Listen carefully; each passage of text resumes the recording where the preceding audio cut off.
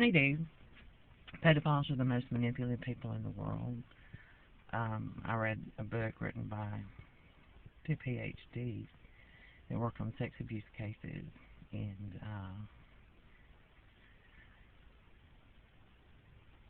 unbelievable the people that specialize in sexual crimes and sexual abuse against children. There are people in this world that have devoted their lives to get the credentials to become specialists in it, and have done just years of field work focused only on those types of situations and criminal activities.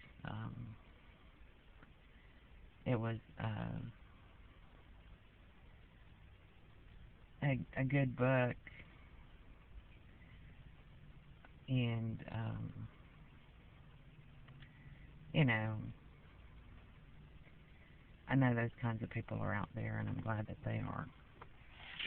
Those are the kinds of people that handle these types of situations. If there's somebody in the community who is suspected of being a pedophile or whatever you want to say, there's detectives that work those cases in the Shreveport Police Department. Placing an informant in a location where I'm going in a common area, and saying that I'm approaching a child or an informant. You know what? Everybody goes to Walmart. Dopeheads go there. Criminals go there. Everybody goes to McDonald's. You know, people that commit those types of crimes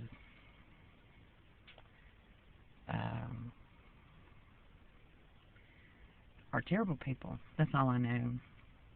And these are serious issues. It's not frivolous. And that's not something just to sit back and play games like you're a sex crimes detective or somebody with a PhD that specializes in sexual abuse and sex crimes against children. They have an FBI task force now in the United States that is on call 24 hours a day, 7 days a week, to respond to reports of missing children. And they have to be called immediately because the first 24 hours that that child goes missing are the most critical to ever seeing that child again. And the very likelihood that that child will not survive the first 24 hours is very real. And I would never sit back and do this kind of thing to somebody as though I had the authority to. When there are people like that, FBI profilers, investigators, they know their business. When they surveil, they do it by the book. They dot every I and cross every T. And if a pedophile knows they're coming, those children would be dead and would not ever be recovered. So I would love to ask that group of people on that FBI team what they think about Double O Dumbfuck that's doing this to me and my son, and how dangerous it is to do something like this, to create such a farce and to insult officers of the law that have to face those types of situations and defend those innocent children that are in peril. I think it's extremely dangerous to do stuff like this.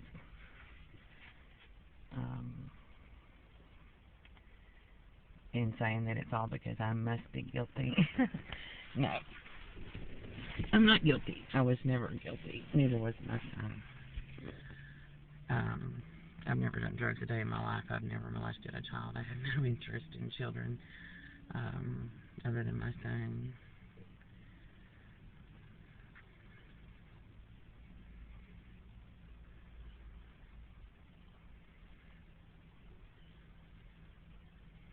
You know, and as an educator, you know, but,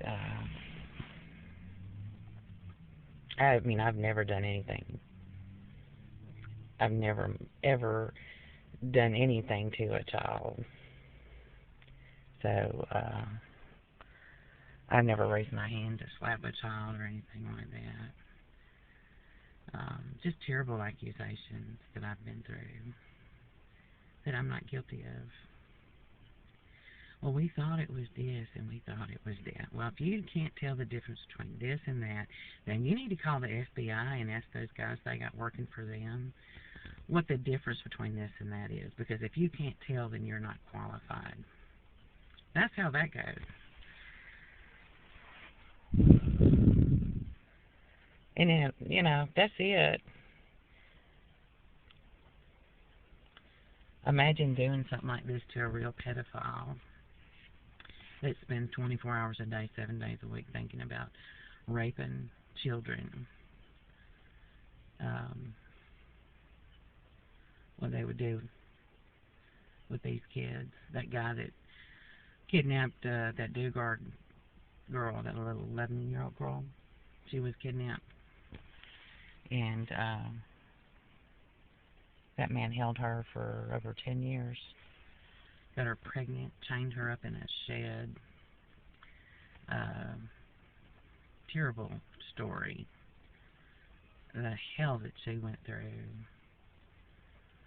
You know, he shot her with a stun gun at the bus stop or the street corner. Paralyzed her and put her in his vehicle. Took her home and chained her up in a shed.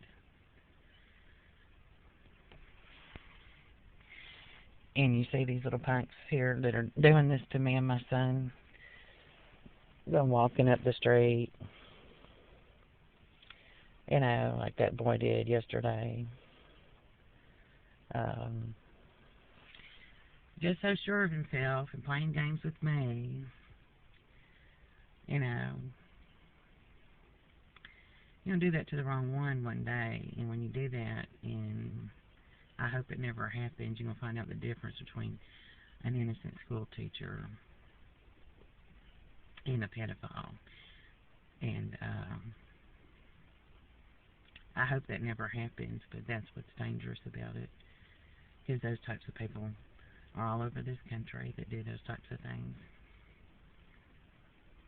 You know. If you can't tell the difference between me and what you think maybe I was going to do this or that, and oh, but she approached it, therefore that's a preponderance of evidence she's guilty. No, it's not. These people pop out in front of me and my son in grocery stores and public places where we go. Have nothing to do with me and Jake. We're not approaching them. We're approaching cans of beans or ketchup bottles or books to read, you know. She was seen approaching. No, I wasn't. That's not how it happened. Roll the tape back 20 minutes and say that your snitch was there waiting to pop out at me and my son that way. It's heartbreaking. It really is.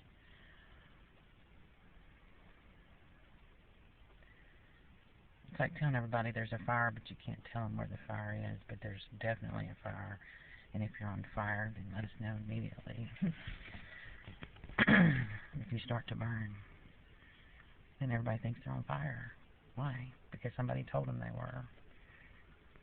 Suggested it to them. I hope they never find out what the real fire is like that Dugard girl did.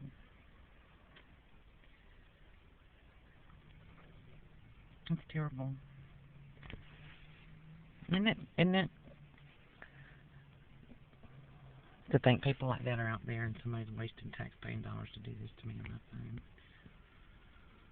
Well, who's going to be out there looking for those missing children and ask those kids' parents where that money should be spent?